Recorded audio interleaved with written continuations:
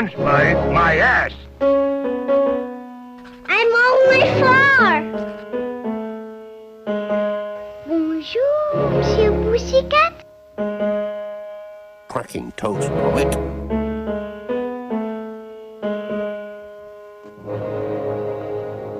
Start spreading the news. Hello, everyone, and welcome to the short podcast about short films. I am your host, and we are discussing the Academy Award for Best Animated Short. Today's episode is about the 10th year of the award at the 14th Academy Awards, which celebrates the films of 1941. Today's guest is one we've had on before. You heard him first in the first episode of the podcast, talking about flowers and trees in the films of 1931 and 1932. Please welcome back Christof. Hello, Christof. Hello, thank you for having me back for this very special, probably not so short episode of the not so short podcast for short films, because we have quite a lot of films to go through this time. Let's see if we can make it in less than an hour. I have my doubts. Yeah, this will surely be a fun episode. But first, remind us, what is your familiarity with the Best Animated Short category?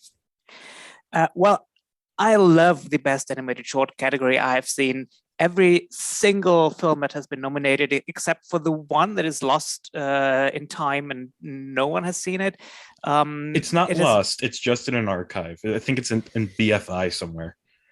Yeah, but for us normal people, it's basically lost. Yeah. And unless someone finds a way to leak it to Daily Motion or whatever, Yes. it's lost for me because I cannot see it. I have seen everything else. It's a category that I really love because of the things it can do that other categories can't do, because it just gives the reins to the pure fantasy of the filmmakers.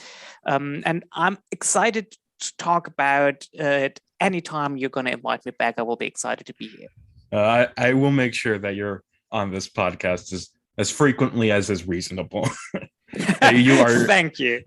Even after your first episode, it's just like I knew you're a guest I'm going to have on a lot, just both because you are very familiar with the category and also because you're just lovely to talk to. And we are. Thank you. And we've discussed privately a few episodes which you're going to go on, but there's going to be more than that even. But anyway, before we get into this year's nominees, this year is rather special, as you had hinted at, Christof, and there's a particular reason why I brought you on today. And as we just talked about, you are familiar with the category and you've seen every nominee. And I wanted you for this episode specifically because we have a whopping 10 nominees this year, the most in the category's history. And so I didn't want to ask someone just random, just one of my friends, to come on and just force them to watch 10 short films just for me, just for my enjoyment. And so I wanted to get someone who already knows what they're in for. So thank you, Christof, for doing this. And listener, I hope you're ready for what's likely going to be the longest episode of this podcast. So let's get into it. Our first nominee and the year's winner is Lenda Paw, directed by Clyde Geronimi. After a brief absence, Walt Disney is back at the Oscars with his 16th nomination and 9th win. As for the characters, this short is branded as a Mickey Mouse short, making it his 5th nomination and 1st win, even though the star of it is Pluto, getting his 3rd nomination and 1st win. This is also Mickey Mouse's only win, meaning that he can't even win an Oscar without mooching off the talents of his own dog. This short features Pluto saving Kitten from drowning in a river. It then follows Pluto home and gets his wishes. But once Mickey takes a liking for Kitten, Pluto's personal devil eggs on his jealousy of it. Christof, what did you think of Lenda Paw? Well, first things first. I love Pluto. I love Pluto. Pluto is easily my favorite Disney character.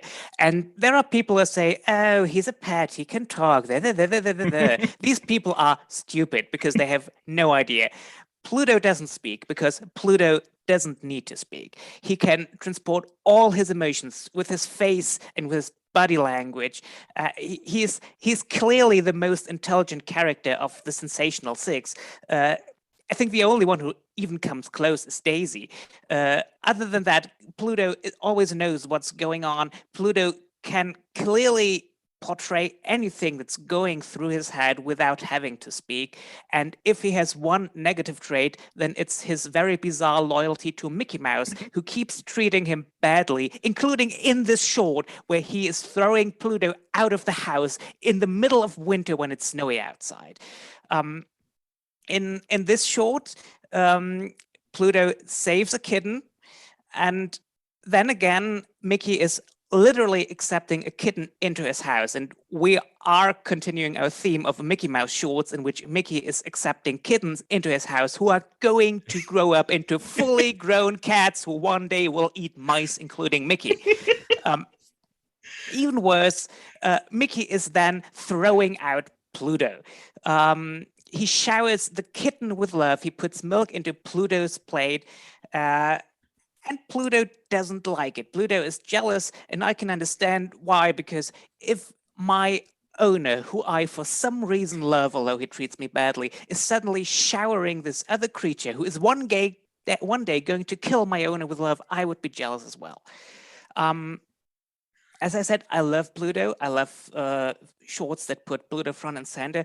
There's one thing about the short I don't really care about. As we established, Pluto doesn't speak because he doesn't need to speak. This short has an angel and the devil on Pluto's shoulders. And for some reason, these two are speaking, which I found a bit off-putting and somewhat unnecessary. I think these two are the worst aspects of the film. They could have done the same also with faces and body language. It's almost a bit lazy to have them speak and push the action forward. In the farther course of the film, there's a bit of a fight between the kitten and Pluto. Pluto is more of an antagonist here, while the kitten isn't really much else but a cute ball of cuteness.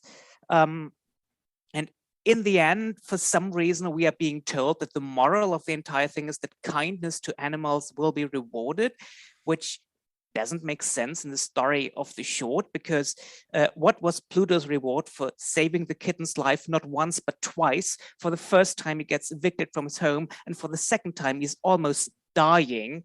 But somehow we are being told that this is the moral of the story. So I genuinely like it overall because it has Pluto in it and I love Pluto.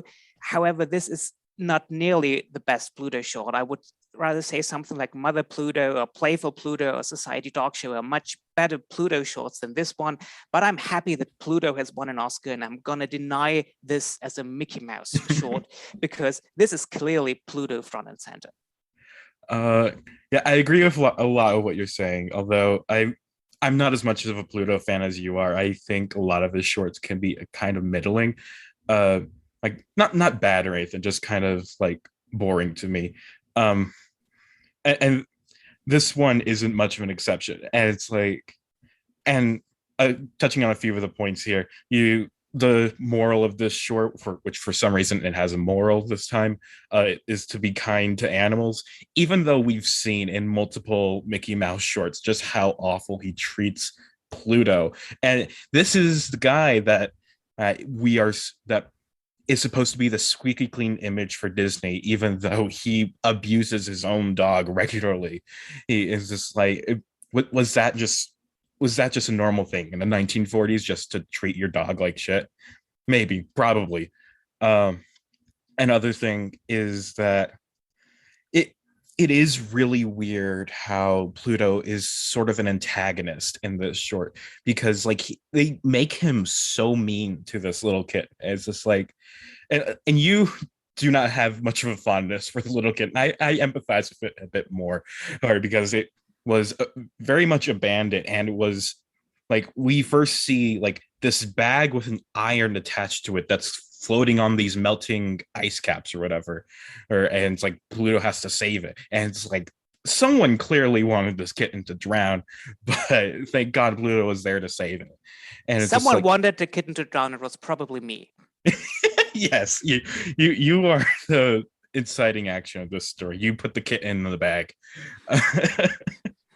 But then Pluto saves it, but then he's so mean to it immediately. He's like, he saves it, but then it's just like wants to abandon it in the snow. Just like, okay, you're not going to drown anymore, but I'm not going to help you anymore. And then so he tries to walk back home, but the kitten follows him. And then it's just like, and then once the kitten follows him into his home, and then like Mickey is trying to just take care of it. Like I don't think the kitten has done a single thing wrong here.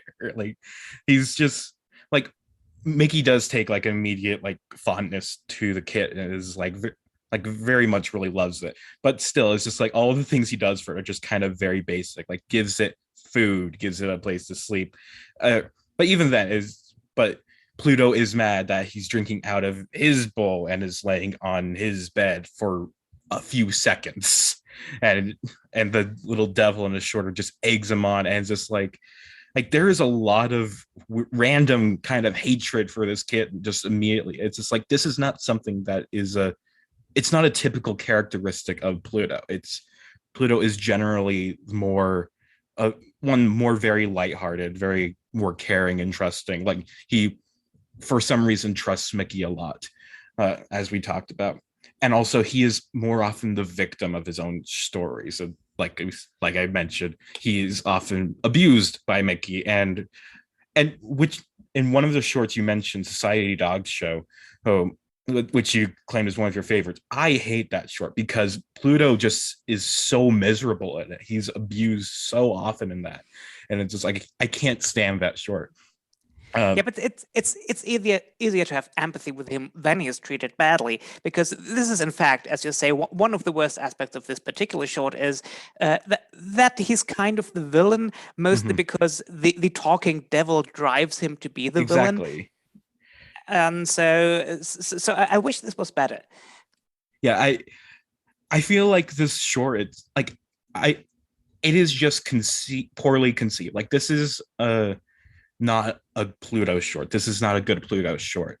Like as a short film, just out of the context of Pluto as a character, it's whatever. I don't really love it or hate it. It's just kind of fine. But I feel like it's just a bad Pluto short because it doesn't utilize what Pluto is good at. And it's just, and like you said, he's best like as just this kind of silent kind of character, which can express a lot of emotions. And it's just like, I think there might be something there where it's like you can use the jealousy of Pluto, but the short just takes it too far. And it's like in the final act of it, it is just like after Pluto gets thrown out of the house because he tried to make it seem like the kitten knocked the goldfish bowl off the counter, but the goldfish rats on Pluto and Pluto gets kicked out. And so Pluto's out of the house. Kitten goes out of the house following this ball that he's playing with, and then falls into a well somehow. And so, yeah, that's the climax of the short. And then it's like, you got the devil there, just like let it drown. But then it's like the angel comes in and defeats the devil. It's like, no, you got to save it. And you saves the kitten. And it's just like the fact that Pluto was going to let it drown again, even after he saved it the first time. He saved it the first time without the help of his angels and devils, or at least we weren't shown them at that time. But now he's almost going to let it drown until the angel comes in. And it's just like, it just seems so weird in terms of its character, in terms of the character work. And I just don't care much for it. Do you have any more thoughts on this short? I think we can move on. All right. We've kind of thoroughly dissected it. So our second nominee this year is Boogie Woogie Bugle Boy of Company B, directed by Walter Lantz. This is the third nomination for Walter Lantz, and this short is based off the Oscar-nominated song of the same name. It is about a musician who gets drafted and is told he's the new Bugle Boy who has to play Reveille at 5 a.m. each day. Now, first off, this short is racist. All the characters in the short are Black, and they're all portrayed very, very stereotypically, and just a lot of like racist jokes at the expense of these characters. And it's just like, and first off, this short didn't need to be racist. It is just like, but it chose to be. this could have just been a typical kind of wartime short. Like we have another short nominated this year, The Rookie Bear, which kind of goes through a similar thing. It's about a bear who gets drafted. We'll get into that later. But that's just a typical stupid kind of short. Meanwhile, this one wants to pretend it's a typical stupid kind of short, but it also just adds in all these racist elements to it and just sucks out all the fun that could have been had were it not racist. And it's just like, I just feel like I just hate this, I hate racism, so I hate this short. And it's like the one saving grace, if you can even call it that, is that the song is good. I was a fan of this song before I even heard of this short film, before I even got into the animated short category, right? But then, and so I see this film on the list, and it's like, oh, I love that song. Let's watch it. And it's just a racist short film that happens to use the song. And so it's not good. It's not good. What do you think? Yeah, the song is great. I love the song as well. I also love the title of the song, The Boogie Woogie Bugle Boy of Company B, because it's almost impossible to say The Boogie Woogie Bugle Boy of Company B without immediately falling into the rhythm of the song. If you watch this short with your eyes closed and only the part where the song is being sung, then it's nearly perfect. You're just listening to the song at that point. Yeah, because I mean, I'm trying to stay positive before I go into the negative. Yeah, let's get into the negative. Yeah, the moment you open your eyes, the negative begins. As you said, this is really racist because the worst minstrel show stereotypes are presented in exaggerated animated form. There are frames where half of the characters' faces are their lips. They have bad teeth. They speak bad English with exaggerated quote unquote black accents. This film, as you said, it chooses to be racist. It didn't need to be, but it just threw in every stereotype it could get to present Black people as a laughingstock, especially insanely talented Black people, because actually the point of the short is that this Boogie Woogie Bugle Boy of Company B is so good at the music that everybody is insanely happy to be waking up at 5 a.m. every day. This could have been a fun short, but it's not. Yeah, it's just like, and there is something to be said about how like a lot of the typical traits we associate with animated shorts were originated in like minstrel shows, so that kind of racism is almost inherent to at least the Hollywood version of the art form, but and a lot of the slapstick comedy or whatever. But it's just like, just putting it up front like this is not good. It's not good. And it's just like, and not to bring up Rookie Bear again because it's no spoilers, but it's not good enough to be brought up multiple times. But it's just like, you could have done this short with just like a bunch of animals or something, and just had like this just some animal kind of version where who's really good at trumpet, and just like, and just get rid of the racist stereotypes or whatever, and it would have been a lot better. But instead it's not. They just decided, you know what, let's just be racist, openly racist today. And it's unfortunate. And I think we can move on. We don't want to dwell on this that much longer. Yeah, we talked enough about the unfortunately racist short. Let's talk about the next unfortunately racist short. Yes. Okay. Our third nominee this year is Hiawatha's Rabbit Hunt, directed by Friese Freyland. This is the fourth nomination for Leon Schlesinger and Warner Brothers Merry Melodies, and the second nomination for Bugs Bunny. This short is very similar to Bugs Bunny's first nomination, A Wild Hare, but it's also similar to our last nominee in that this short is also racist. You have Hiawatha, which is essentially just Elmer Fudd dressed up to look like a Native American, trying to kill Bugs Bunny and make rabbit stew. What follows is just a series of racist jokes. Christof, what did you think of Hiawatha's Rabbit Hunt? Do we have to? We do have to. We got to get through it. Yeah, I mean, as you said, this is an early Bugs Bunny short. It's not Bugs Bunny hasn't reached his final form yet. He doesn't look quite as want to say elegant as he would eventually be. I think he looks a bit. I think the Bugs Bunny I have in mind looks a bit taller. He's also not quite as clever. He's already as arrogant as Bugs Bunny always would be, but he sometimes is fairly oblivious to what's happening around him, to the point of actually helping Hiawatha, preparing to cook and boil him. As you said, Hiawatha is basically Elmer Fudd, but as a racist stereotype of a Native American.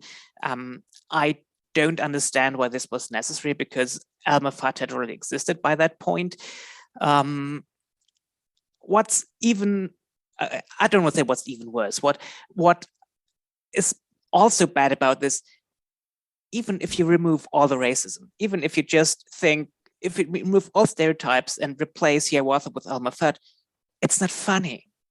Where are the jokes here? I mean, there's at one point Hiawatha says to Bugs Bunny he's going to tie him up, and then Bugs Bunny laughs, and then Bugs Bunny ties up Hiawatha, and we're supposed to pretend that this is a joke, but it's not funny. I didn't laugh a single time, and even Bugs Bunny in his prime is a bit of a problematic character, because he's a jerk and he's an asshole, and he usually treats people or characters around him like shit. But because he's kind of funny and smug, we love him for it, or at least I did when I was younger. But at least usually he's funny. There's nothing funny about this. This is not funny, and it's racist. I really don't see any point in talking more about this. Yeah, I agree just on every point you made. It's just a typical Bugs Bunny short, except made not funny and more racist. And it's just like, and you said like to take out like all the racism and you still just have an unfunny Bugs Bunny short.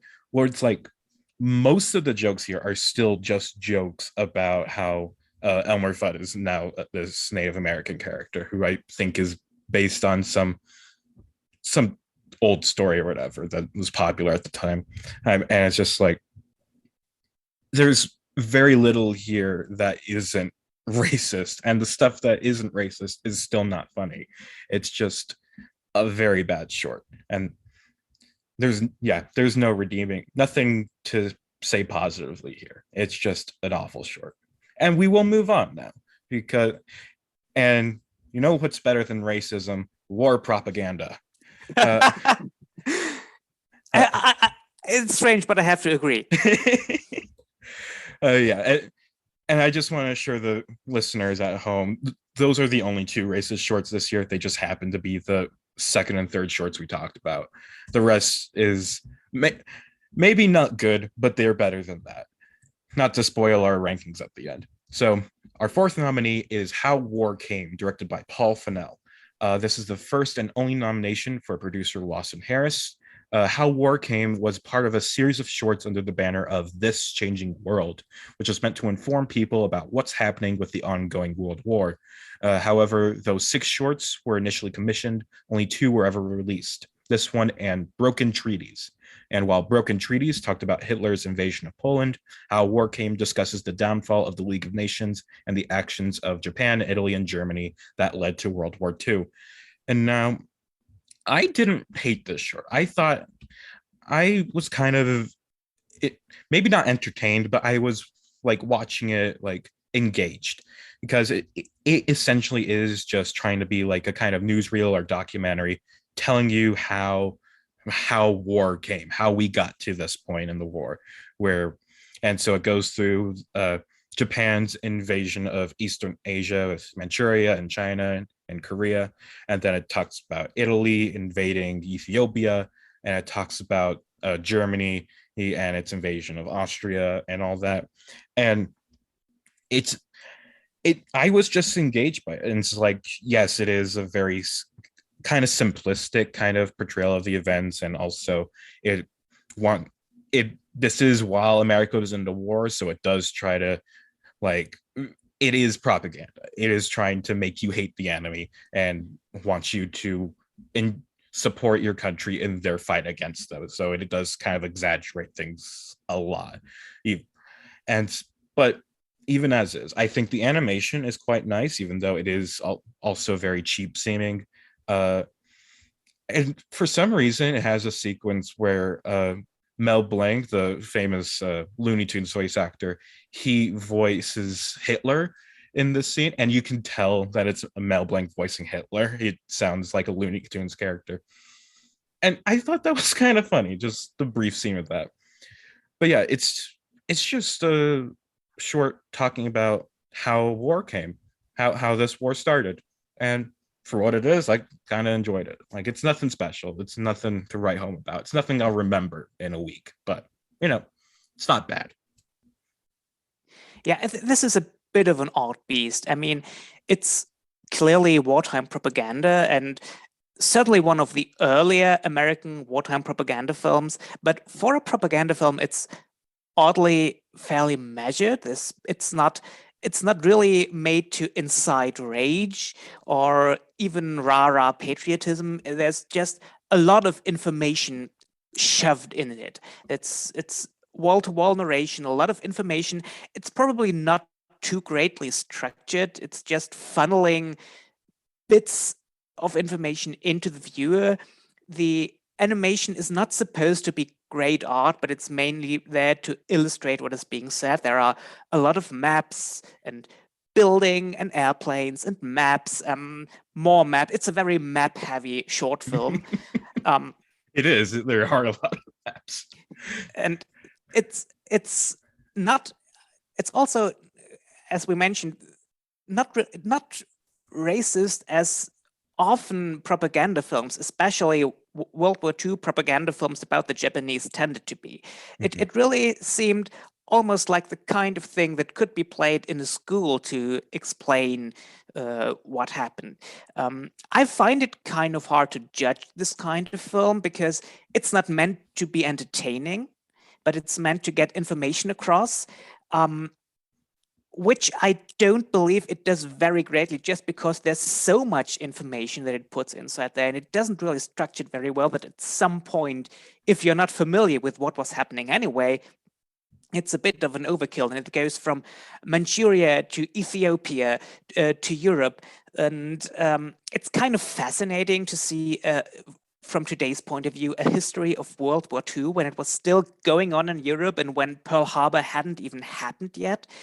I'm also not quite sure who the intended audience was, because it seems intended at an adult audience, but it's the tone of the narration is more like it was aimed at younger audiences.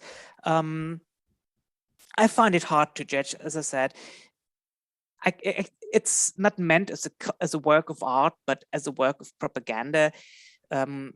It's just a weird thing. I'm not sure how much it succeeds, but it's an interesting thing to watch. It's probably more a relic of its time, and watch today can only be viewed as that. But I don't hate it. I wasn't overwhelmed by it. It is what it is.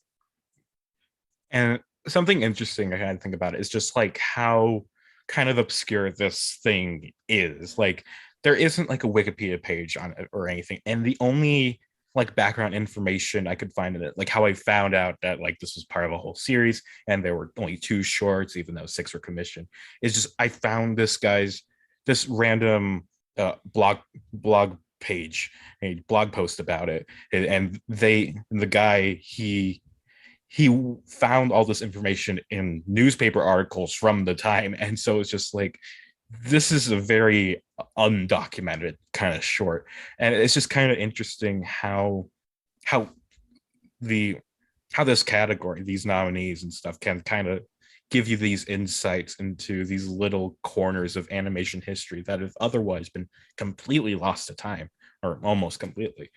And it's fascinating, really.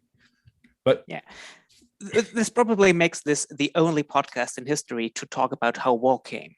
Probably, unless someone else decides to talk about this year. It's just like one of the very few, at the very least, if not the only. Yeah. All right. On to our fifth nominee, which is The Night Before Christmas, directed by William Hanna and Joseph Barbera. This is the third nomination for Fred Quimby and the second for Tom and Jerry. This short takes place on Christmas Eve and features Tom the cat chasing Jerry the mouse around, with lots of gags using various toys under the Christmas tree. But after Jerry nearly freezes to death outside, the two form a truce, at least for the holiday. Christof, what did you think of The Night Before Christmas? Well, Just a big, exasperated sigh. yeah.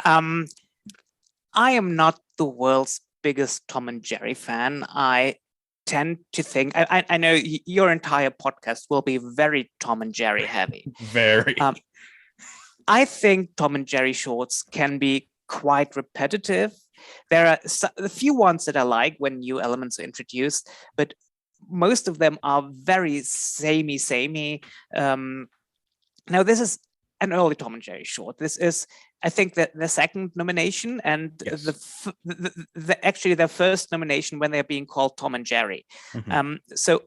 And I think it's their third short overall.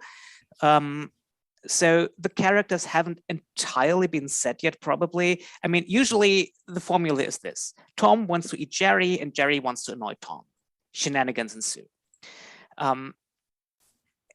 And what is often very good about Tom and Jerry shorts is the energy that is in there. They're fast paced. A lot of things are happening shortly after another.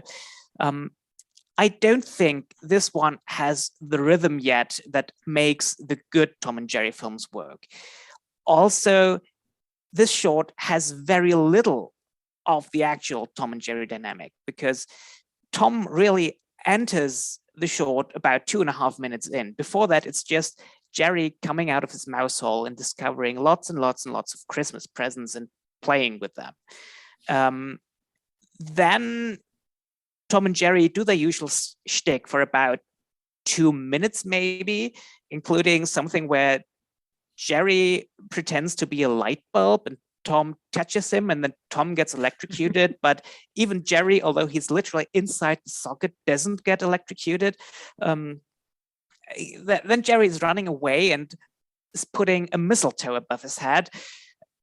And this entire short takes a weird turn, because then Tom kisses him and acts as if he was actually in love with him. And then suddenly Jerry flees outside the house. And then this short is separating Tom and Jerry, which doesn't make any sense, because Tom and Jerry only work if they are together as antagonists. But now Jerry is outside and freezing to death. Tom is inside, doesn't let Jerry back in, suddenly starts to worry about Jerry, saves Jerry's life. The entire second half of the film is weirdly wholesome, doesn't really make sense in the dynamic. I mean, it's a Christmas short. It's meant to say that, oh, we should all love each other, even if we're Tom and Jerry, rah, rah, rah, rah, rah. I'm not sure if this would work better for me if I had no concept at all who Tom and Jerry are and how they're supposed to interact. And I also know it seems a bit strange that I opened this by saying I think all Tom and Jerry shorts are a bit too much alike, and now I'm saying that dynamic here is off for me, so it doesn't work for me either. But it's just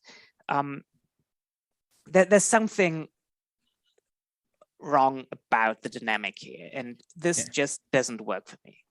Yeah, this is very clearly like a very early Tom and Jerry short. Like I double checked, it is their third short, and it's just like, and the cat and mouse dynamic has been something that has been around these short films for a long time, and we've talked about a few of them on this show before. And it's just like, and in these early days of Tom and Jerry, they really seem to just kind of do that very simple cat and mouse dynamic. It's like the later shorts get a bit wackier with a lot of the set pieces, but here it's just very kind of simple.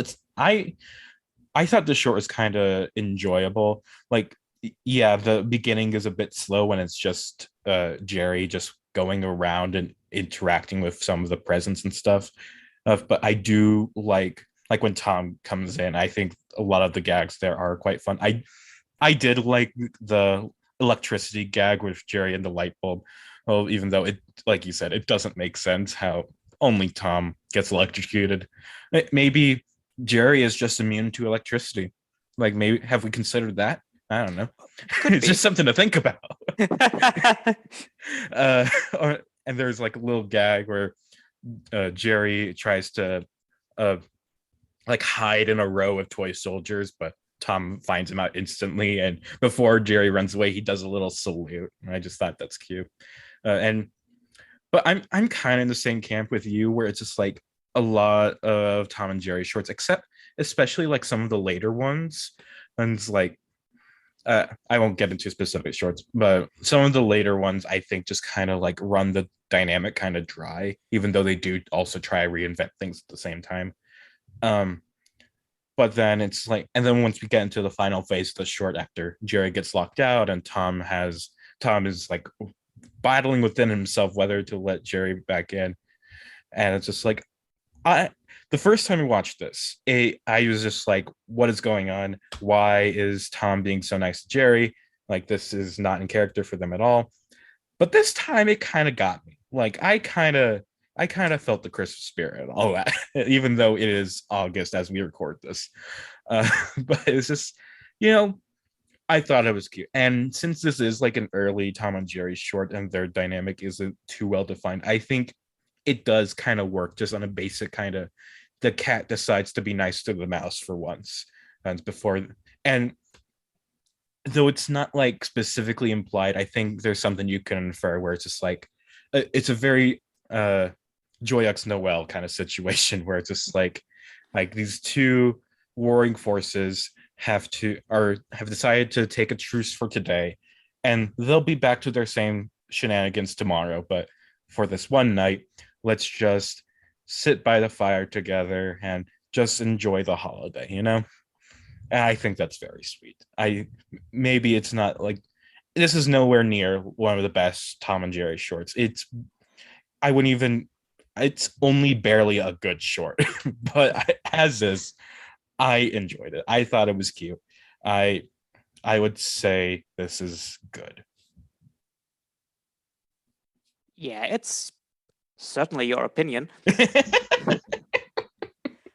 Also, I must admit, I stopped paying attention for a few seconds because I tried to work out what you meant when you said Joy X Noel. Sorry. Yeah, I know it's probably pronounced differently, but it's like the movie where it's like World War I or II, where it's just like the people who the different sides of the war decide to take a. Oh, I figured it out. I'm just explaining it for the audience. To do the famous treaty around Christmas, and it's just like, but then it's just like afterwards they have a hard time going back to war and stuff. Yeah, that movie, and also real world scenario. Exactly. All right, I think that's a good place to move on to our sixth nominee, and let's just take a moment to appreciate that we are halfway through these nominees right now. Yay! Yay! All right, so our sixth nominee, and we almost got all the bad ones behind us. Yeah, almost. So our sixth nominee is Rhapsody and Rivets, directed by Friz Freleng. This is the fifth nomination for Leon Schlesinger and Warner Brothers' Merry Melody series. And while this isn't one of their character shorts, the short does feature Franz Liszt's Rhapsody No. 2, which will be a somewhat important piece of this music later on in the category, and is the music you hear in the intro of this podcast. This short features a group of construction workers building a skyscraper in sync with the music, as conducted by the foreman, who is a lion. Now, I really like this short. Like, when I first watched this in my first go through the category, I just kind of enjoyed it. But for some reason this time, I really liked it. I thought, like, one, the music is just really good. Like, the fact that this is featured in a lot of animated shorts this time kind of speaks to how kind of good this music just is. And also, I think the animation or like the way the characters and stuff interact with the music is really, really good. This is clearly something that like is inspired by Fantasia, or kind of wants to be like kind of maybe even satirize it, or is just trying to be a more funny version of what Fantasia was. uh but I just think it really worked. Like the inventive ways which they like kind of find to make this whole construction scene kind of interact with the music. Like there's this one guy who keeps trying to go up a ladder only for another person to be coming down it as he's trying to go up. There's this one guy who's like going up. Oh, there. I think my favorite little set piece in the film is when you have all these different characters pounding on nails, but each one of their nails is aimed directly at the buttocks of another character. And so once they all get the nail through, they all kind of let out a yell of pain. And it's very crude, it's very simple, but I thought that was really funny. I got a laugh out of it. But just the short as a whole, I think is really funny. And it's just a really good take on the Fantasia style of syncing animation to music and stuff. I think it really works. Well, we're clearly on different pages on this one. Apparently. Because when I said we have almost finished all the bad ones, this is the last bad one this year in my books. I don't even know why, because I really wanted to love this. This should be the kind of thing that I love. But I just found it very, very lacking. It's workers on a construction site doing their job, and I did not find it funny. It becomes very repetitive very early on. It just feels like it repeats its jokes, which I didn't always find very funny the first time around. It's clearly a ripoff of Fantasia because it's just setting animation to classical music. I'm not saying Disney invented that with Fantasia, but basically everything in the early 40s that sets animation to classical music is probably a rip of Fantasia. I also found, this is probably my main problem with it, I think it looks quite ugly. The character design is very strange. I mean, these are anthropomorphic animals, but about half of them are so poorly drawn that I have no idea what animal they're supposed to be. You say the conductor is a lion. I think, yes, I also thought this is a lion. It doesn't really look like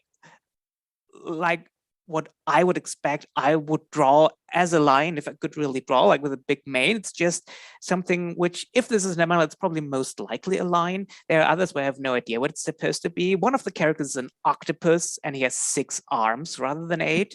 Well, it could be a squid. This is, it's, I just didn't. I also don't love the music by Liszt all that much. I don't know. I wish something more would be happening, but I was really very much underwhelmed. It just didn't work for me, and it actually should, because I normally like this kind of thing. It's just, I think the animation doesn't look very good.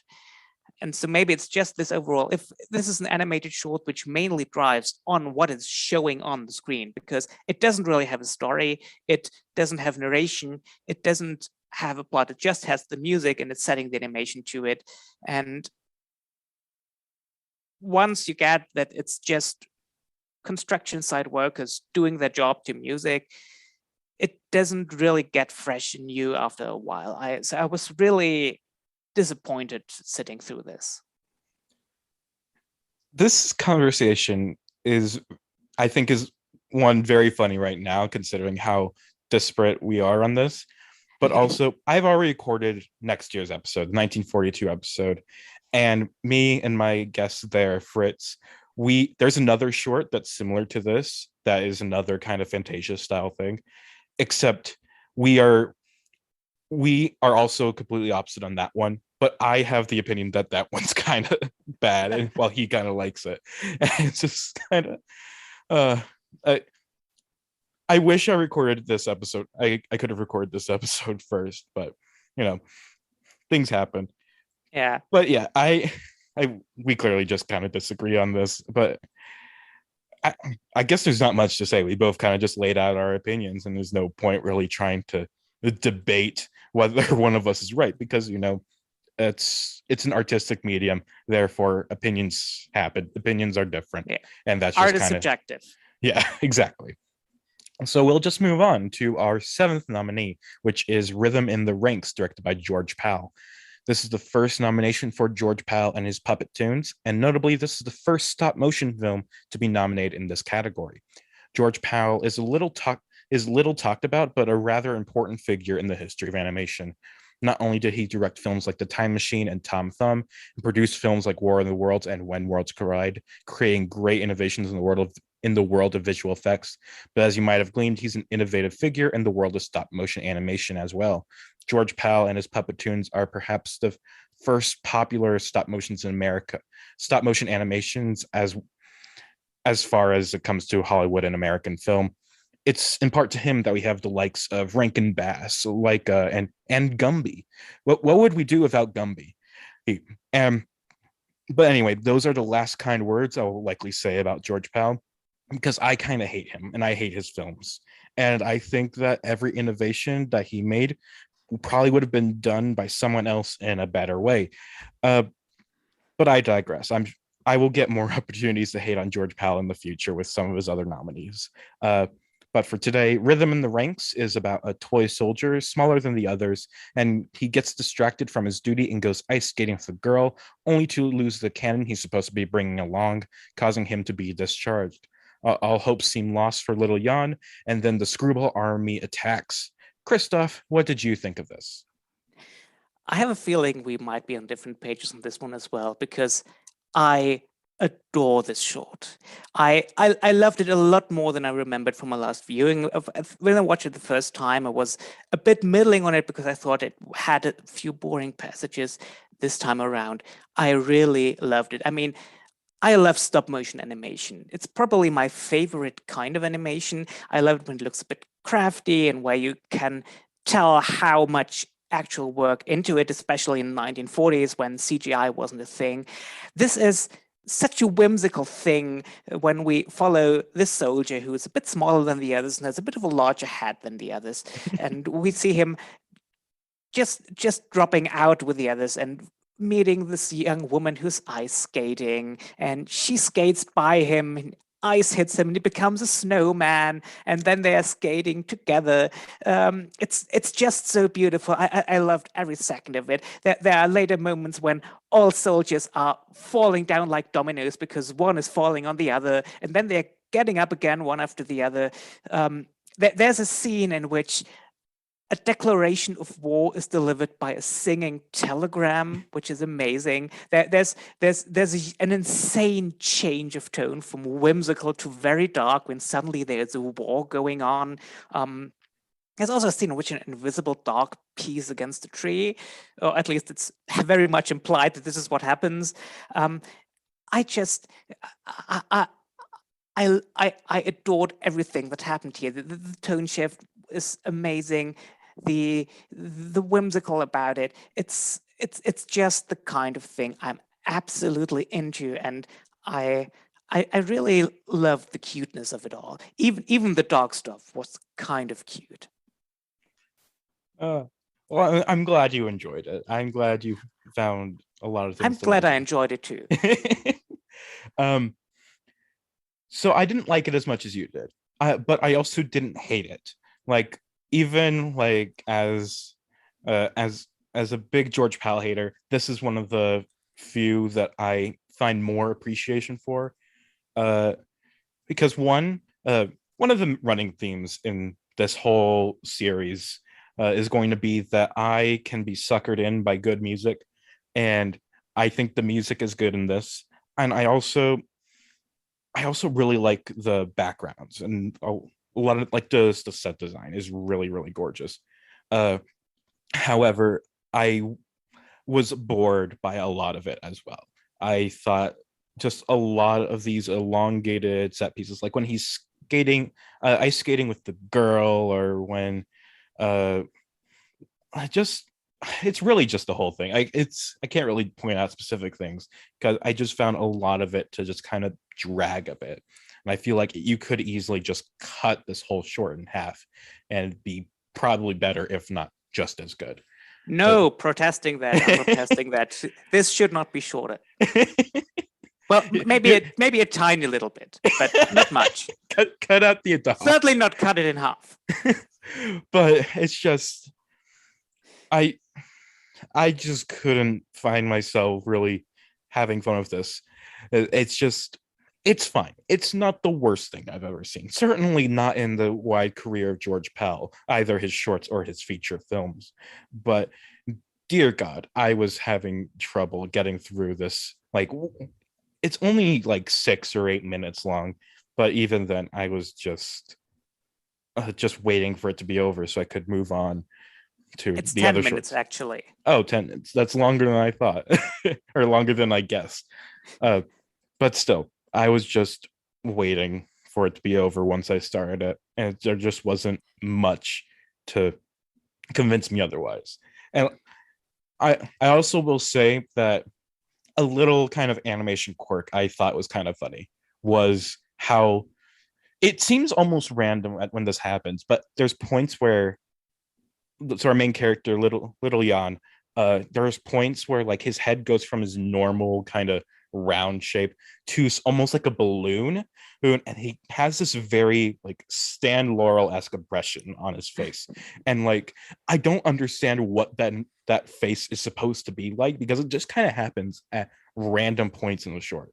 Like there can be just nothing happening, and his face will do that for some reason, and I don't know what that expression is supposed to be, but I kind of like it. I kind of like when it comes up.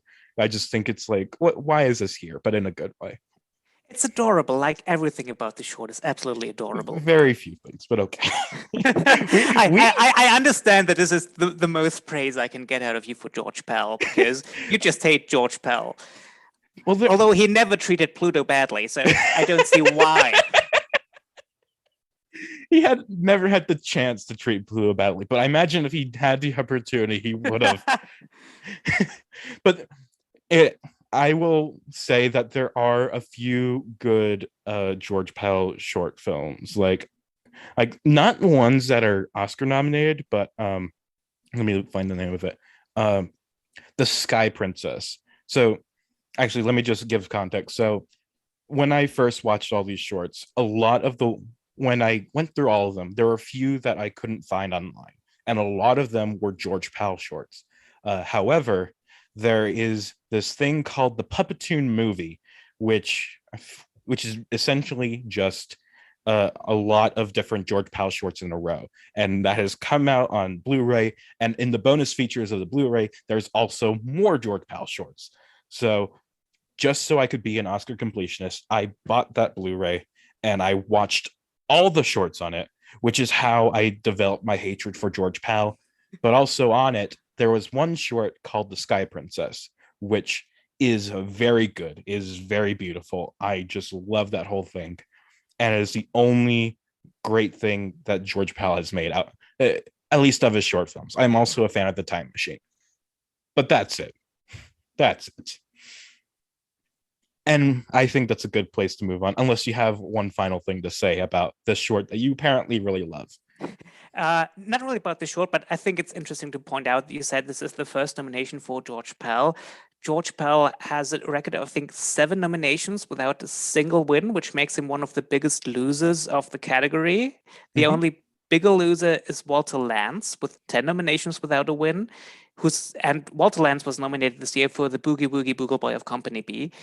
And I find it kind of interesting that Walter Lantz and George Pell, this is the first time they're both nominated. They will be nominated again in 1941, 1942, 1943, 1944, 1945, and 1946. And every single year, they will lose to either Walt Disney or Fred Quimby, who are also both nominated every year, which just goes to show that the pool of people nominated in the early years was very small, also because the producers got the nominations and not the directors. Mm-hmm. But even then, like George Pell and Walter Lantz often directed their own shorts. I guess Fred Quimby and Walt Disney did not direct their own shorts. There's actually this fun story about how, like, Walt Disney, like in the 1930s, like he was having an argument with some of the directors, and the director kind of said, if you think it's so easy, like, why don't you do it? And so Walt Disney did direct one of the shorts. He directed I think it's called The Golden Touch. It's a King Midas adaptation. And apparently that short was so poorly received that Walt Disney never dared direct again and just kind of trusted his directors. The same can't be said for like the more lower works, like the actual animators or things like that. But the directors he has a more respect for, I guess. But yeah, just a little story. But yeah, we can move on to our 8th nominee, which is The Rookie Bear, directed by Rudolph Ising. This is the 4th nomination for Fred Quimby and the first and only nomination for Barney Bear, who is surely a character that you all know and love, and I don't need to get into the details about his well-documented history. This short is about a bear getting drafted into the U.S. military. Comedy ensues. I thought this short was boring. I thought this short was not that funny. It is just watching this bear go through the process of getting drafted, except there's just, some kind of joke being made.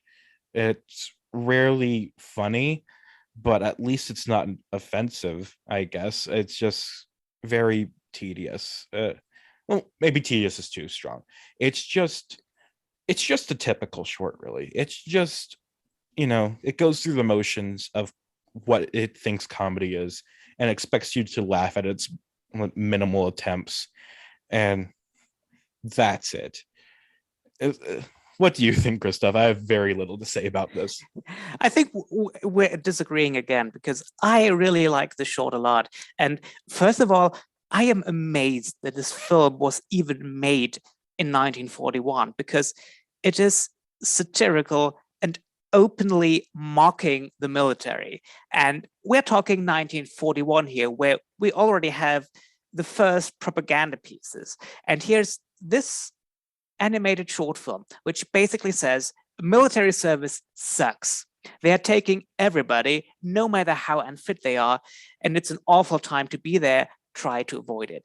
I also don't agree that this is boring and not funny. I love that there are many little side gags throughout. It's beginning that how the draft numbers at the beginning are picked from a fishbowl, and we see the annoyed goldfish sitting next to this fishbowl that he was evicted from so that the draft can be made. There's another singing telegram in this one. Singing telegrams seem to be a weird thing in several shorts this year. So the draft notice comes by a singing telegram. There's like little side gags, but we see that in the kitchen they have nothing but beans that are making. There's a questionnaire we see at the beginning where not at the beginning, we just see it for brief moments where the questions that Bear has to answer to come in is where things like, what's your education? Illiterate, grammar school, high school. Grammar school is misspelled. They're also like, can you spell cat? How? Who cares? Take a number from 1 to 10. It's like this, it's a lot of little silly jokes. But what I really find, as I said, most amazing throughout is that this is mocking and attacking the military. And I just didn't think that this kind of thing could fly in 1941. But somehow it did and got an Oscar nomination out of it. Just in 1942, in which the best animated short category is full of propaganda films, this thing would not work at all. And so I'm kind of surprised that this actually happened. And unlike you, I actually found it very funny, because I think those little side gags along the way worked very well for me. I had read your review on Letterboxd calling it like this great satire and like how could this be made? And I was just thinking, it's just like the jokes it makes aren't that biting. Like I think these are all things that were like very obvious to like the typical American at the time. And thus like I just kind of see this as just very obvious, not very funny or clever kind of jokes. It's just kind of wrote to me. And also I took notice of how you said that multiple shorts have singing telegrams. It's like there are a lot of weird kind of like parallels between some of these shorts. Like you've got getting drafted. You got singing telegrams. You got characters freezing to death. There's a lot of these weird similarities here. But I guess when you have 10 nominees, there's some weird parallels about to come up. But yeah, we are disagreeing a lot this year. I did not expect us to disagree this much, and so like I said before, I've already recorded a 1942 episode, and I mentioned there that like this, I disagree with Fritz a lot there, and it's just like, and I mentioned how it's like, oh, there's a lot. Early days, it's just like I agree a lot with my guests, but now it seems to be that we're disagreeing a lot, and it's like, wow, I'm disagreeing a lot here too. So I just wonder if because like maybe with more nominees, it's just more likely to get differing opinions, or maybe the shorts are maybe getting better, so it's like it's easier to have differing opinions. Although considering this year, considering our lineup, it doesn't seem like shorts are getting better. There's a lot of middling to bad shorts here. But also a few good ones. There are a few good ones. Well, I count the Rookie Bear as a good one, and you don't. So, but I count Rhapsody and Rivets as a good one, and you don't. But true. Again, we will save all of this for the end when we do our final ranking of the 10 nominees. And I have a feeling we might be a little bit more in agreement for the final two shorts that are still ahead of us. We'll see. But let's get into them then. Let's move on to our 9th nominee. We're almost done. Our 9th nominee is Superman, directed by Dave Fleischer. This short, also called The Mad Scientist, was the first in a series of very popular and very expensive shorts based on the Superman comics. The series as a whole has had a large impact on animation history and is cited as a direct influence for, among other things, the Batman and Superman animated series from the 90s. And this first short specifically is listed among the greatest animated shorts ever made. And also worth noting is that this is the 4th and final nomination for Max Fleischer of Fleischer Studios. His brother Dave, who has gone unnominated so far, or because he's mainly a director, he will get one nomination later on, but as for Max, this is his final nomination. But into the plot summary, The Mad Scientist starts with the origin story of Superman and introduces us to his alter ego, mild-mannered reporter Clark Kent. And we also meet fellow reporter Lois Lane, whom we see fly a plane to the island of the Mad Scientist as he readies his electrothanasia ray. The scientist captures and ties up Lois Lane, and as the Mad Scientist's destruction begins, Superman flies in to stop him. Christof, what did you think of this short? I think this is a really good one. It feels very much like a short episode of an animated TV show because the animation itself is very clean and precise. It begins with an opening narration that tells us all about Superman's origin story. And it's interesting to see in this day and age that it's possible to tell an origin story within 1 minute of opening narration, and you do not need a 2-hour, 40-minute prequel to get it all in.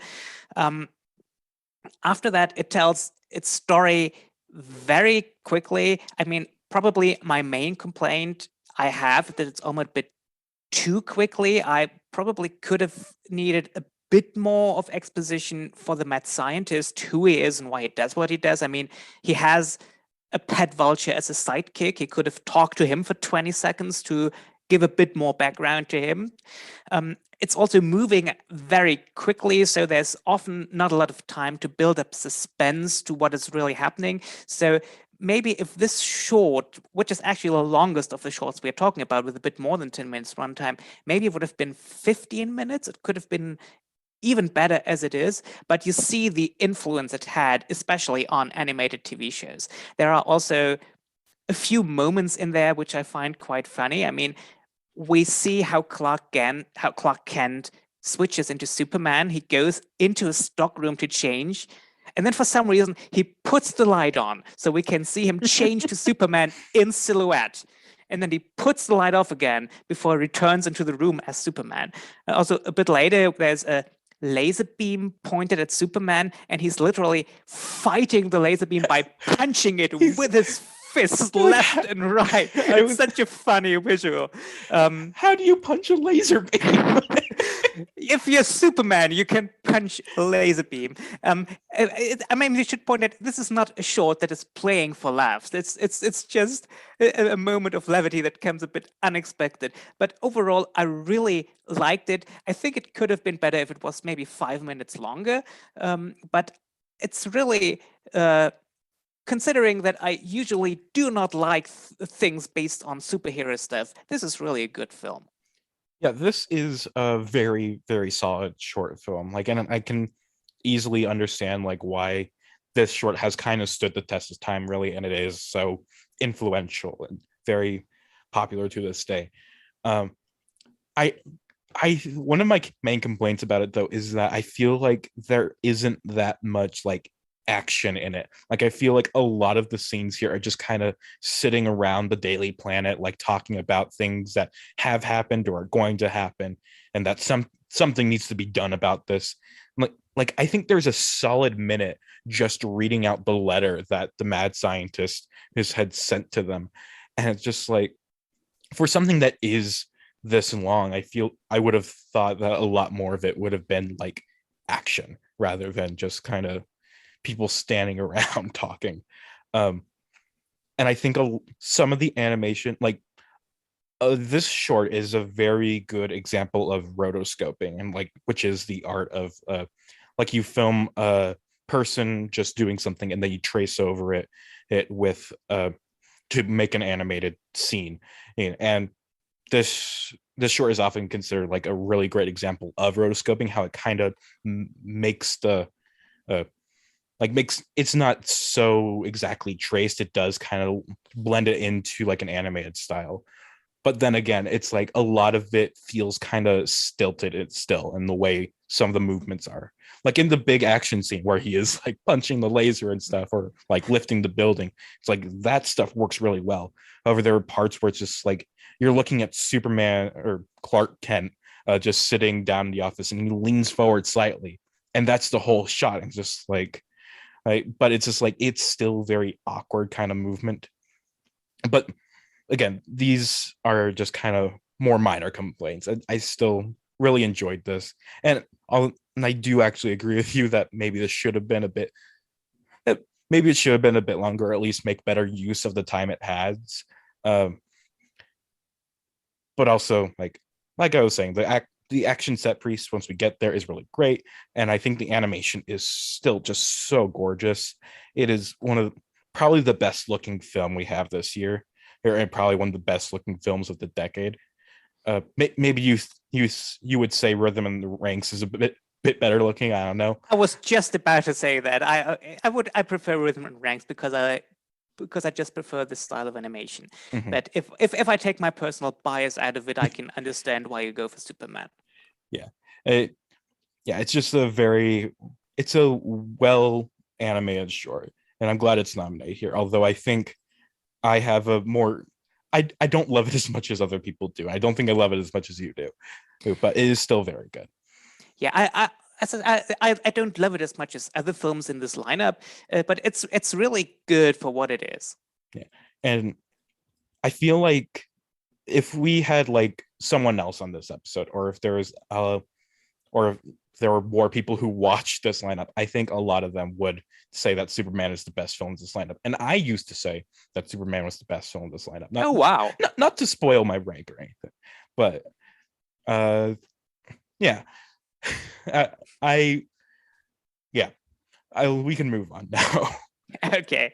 Our 10th and thank God final nominee is Truant Officer Donald, directed by Jack King. We started this episode talking about Walt Disney, and we ended with Walt as well, as this short earns him his 17th nomination. This is also the second nomination for Donald Duck, as well as his nephews Huey, Dewey, and Louie. In this short, Donald becomes a truant officer, which means he has to find kids that are skipping school and bring them to school. It just so happens that his own nephews are not at school today, so Donald must capture them. Hijinks ensue. I will start us off with this final short, and I will say that I think this is an all right kind of short. This isn't like the peak of Donald or anything, but I think this is a very solid kind of Donald short. Or it's just Donald trying to kidnap his nephews, I guess, and bring them to school. Well, and it's like first he just grabs them and puts them in a bag and then puts the bag in like this little, I want to call it a police car, but it's not a police car because he's not a police officer. So like it's a truant car that he's driving them to school. But then the nephews break out of it, and then I guess I'm just going to be just saying jokes to the short, and then eventually Donald follows them to their little hideout or whatever, and he tries to smoke them out and stuff, which I think is a weird way to treat your nephews. But I don't know. Donald's weird. That's why we love him. But Donald's weird. And so the nephews then try to trick Donald by laying these cooked chickens or something in their bed. So Donald thinks he killed them. And then they have one of them dress up as an angel to try and like guilt Donald or whatever. But then their little scheme gets found out and he brings them to school. And then part of me doesn't want to mention the ending, but also I feel like very few people are going to actually watch this short. So I'll just say how it ends, which I think is very funny. And that when Donald brings them to school, school is closed for the summer. And the nephews get very, very mad at Donald. And then the short ends. This has not been a very engaging explanation talking about the short, but there's not much to really say. It's just a good Donald short. And Donald shorts are kind of very typical. And sometimes they're funny, sometimes they're not. This is kind of in the middle of that. It's just a good Donald short. What did you think, Christof? I like this a lot, actually, because I like Donald Duck as a character, and one of his defining character traits is that he gets angry very easily. Mm-hmm. And few other characters can get him angry so quickly as his nephews Huey, Dewey, and Louie. And Huey, Dewey, and Louie are perfect antagonists for Donald Duck because they are mischievous, they are resourceful, they are always very cheerful and happy, which is a great contrast for Donald getting angrier and angrier as they are playing jokes on him. So the pairing of Donald with Huey, Dewey, and Louie is one which I always tend to like. One should always be aware that Donald is the victim of his nephews, even although he's the one who's getting angry and doing the bad things to them, like trying to smoke them out of their hut. But it's just a combination that I think has room for some very good jokes. I think similarities between shorts, as you mentioned, angel versions of Disney characters is also another thing that has and Land apart together. Although, does it really make sense that Huey, Dewey, and Louie appear as angels when they clearly should be little devils instead? Well, they're like putting on this like little facade for Donald. Though I guess he would probably believe them more if they were devils. And yeah. Also, two things. One thing, I'm not sure if this is intentional, but I think it works very well. The Huey, Dewey, and Louie call the place they are hiding in the pirate's den, and I love this antagonist of a pirate's den to Donald, who's typically wearing a sailor's shirt. I think it's rather neat. Maybe I'm just making this up here, and this is just pure coincidence. Another thing I wonder about, I mean, as you say, Huey, Dewey, and Louie put roast chickens, probably chickens, maybe small turkeys, maybe even ducks into the beds. But it's not like Donald is smoking them out and they get this idea. They are roasting them before Donald starts smoking them out. So are Huey, Dewey, and Louie actually eating other birds, possibly even ducks? Are they cannibals? Discuss. Well, it's just the world. So you gotta consider that maybe some birds are not humanistic like the ducks are.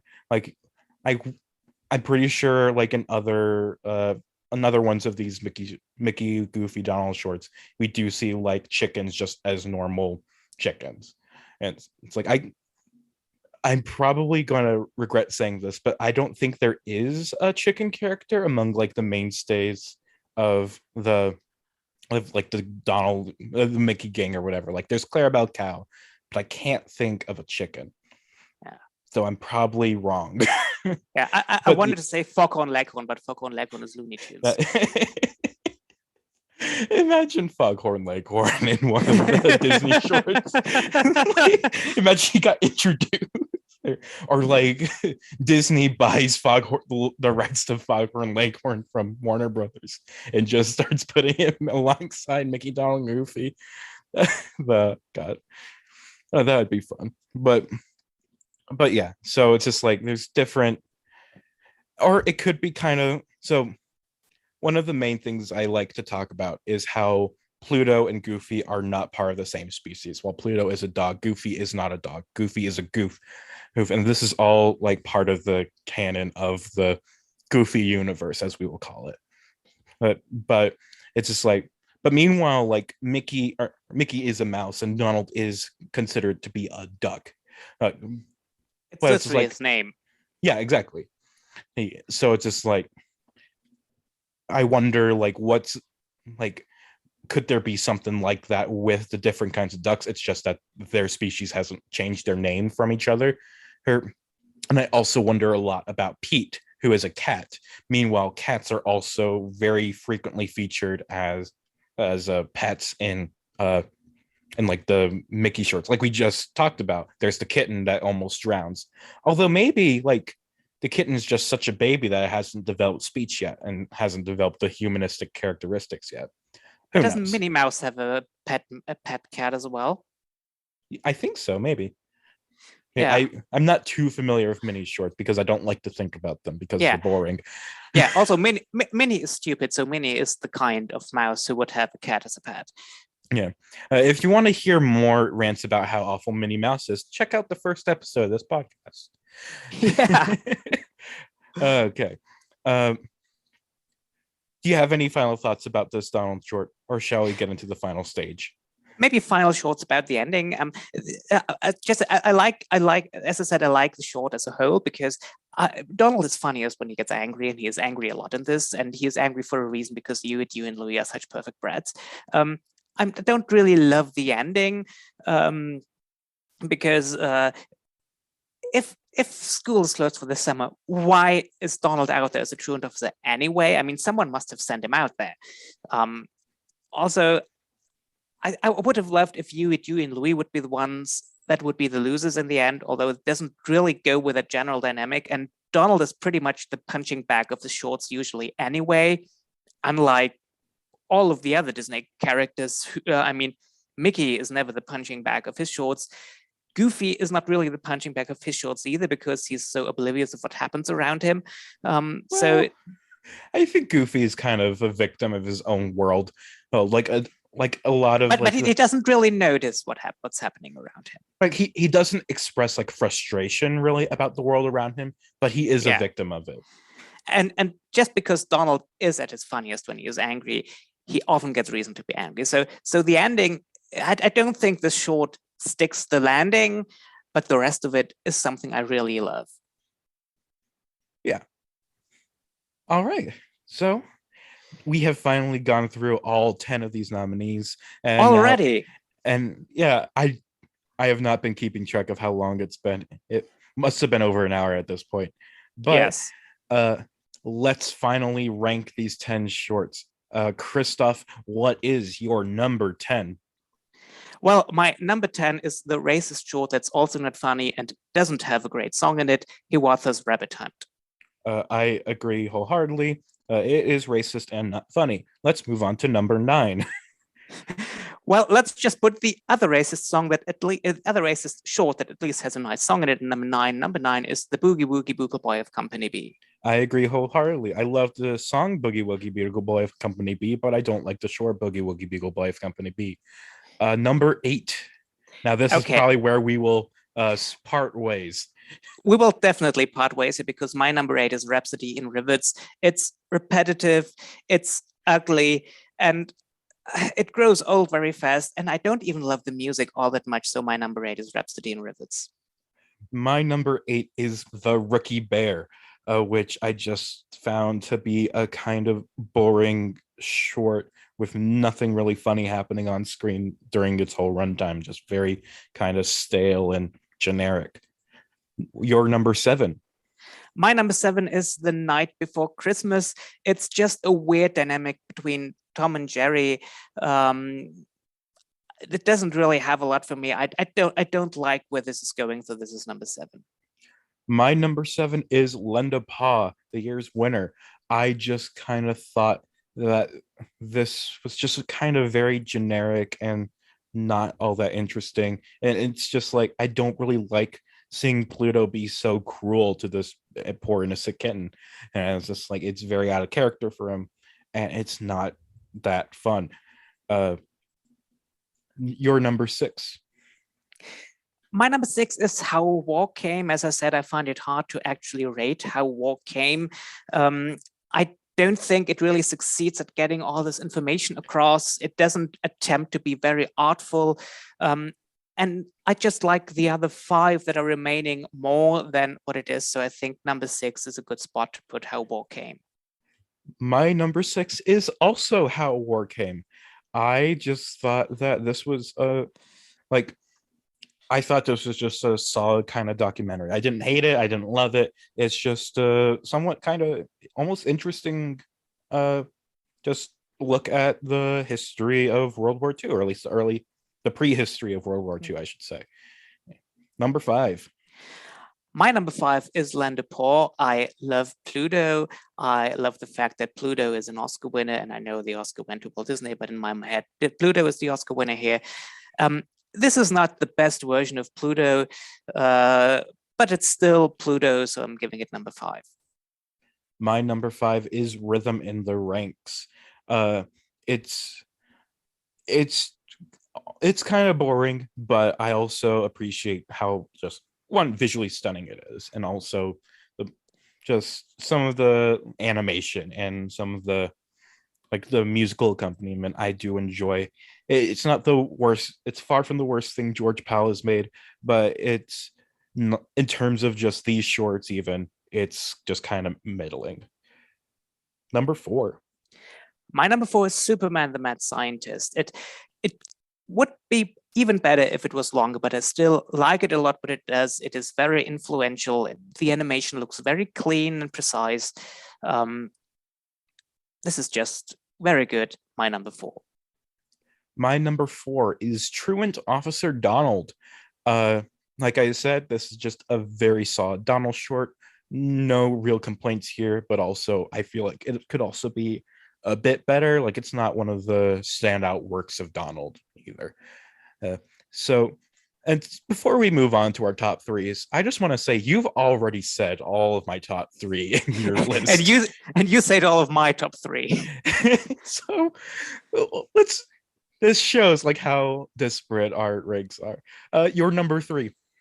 My number 3 is The Rookie Bear. I think this is funny. I think it's an astounding attack on the military that didn't expect in 1941. I find it very entertaining, so I'm giving The Rookie Bear my number 3. My number 3 is The Night Before Christmas. It feels just it has some solid Tom and Jerry gags, but also has this really nice atmosphere to it. The colors are gorgeous, and I got suckered in by its sentimental ending, even though it is a bit out of character for Tom and Jerry. But this is also before Tom and Jerry's character was really established, so I can forgive it for that. Number 2. My number 2 is Truant Officer Donald. I love the dynamic between Donald Duck and his 3 nephews. If this film would have stuck the ending, it might have had a chance at number 1. But even as it is a very funny short that I like a lot. So I'm giving Truant Officer Donald my number 2. My number 2 is Superman. It's a very well animated short. It has a lot of great direction in it. It's just it's a very stunning achievement in animation, although I also think it could have been a bit better. or if it was like a bit more action oriented. But as is, still just a very solid short, and clearly, and I think this is easily one of the better ones in this lineup. What is your number one, Christof? My number one is Rhythm in the Ranks, and I did not expect this before this rewatch because I had it a bit lower in my memory and in my rating previously, but just this time around, I adored the animation, I adored the story, I adored all the whimsical elements in it. I loved the strange change of tone. This is just a wonderful short film. I wish it would be more easily available for the general public because this is a little treasure in this category. I love Rhythm in the Ranks a lot. And my number one was also a surprise to me when rewatching these, but Rhapsody and Rivets is my number one. I just was really enamored by, I just think the way it mixed the music and the animation, I think it did it really well. I think it probably does Fantasia better than most of the things in Fantasia. Well, they're kind of going for different goals. Like, this is clearly much more comedy oriented than Fantasia was, but I like this segment more than I liked a few of the segments in Fantasia. So for something that's kind of a Fantasia ripoff, that's very high praise, I guess. Yeah, you're surprised it's your number one. I'm surprised it's your number one. And I'm surprised your number one's your number one as well. Yeah. we're just all surprised. Like, we matched on 10, 9, and 6, and the rest are almost completely different. Yeah, I mean, going into this, I really thought it was for me between Rookie Bear and Truant Officer Donald, and then just watched Rhythm in the Ranks, and I just thought, I love this. Why didn't I love this the first time around? I really love this. So my memory of this category was that there were a few of the shorts that I thought were pretty good. Like, I knew I liked Superman. I knew I liked Rhapsody and Rivets. And I think my number 3 used to be Rhythm in the Ranks, but it went down on a rewatch. But rewatching them now, it's just like, I thought Superman was kind of solidly my number 1 even then, but Rhapsody and Rivets just jumped up a bunch.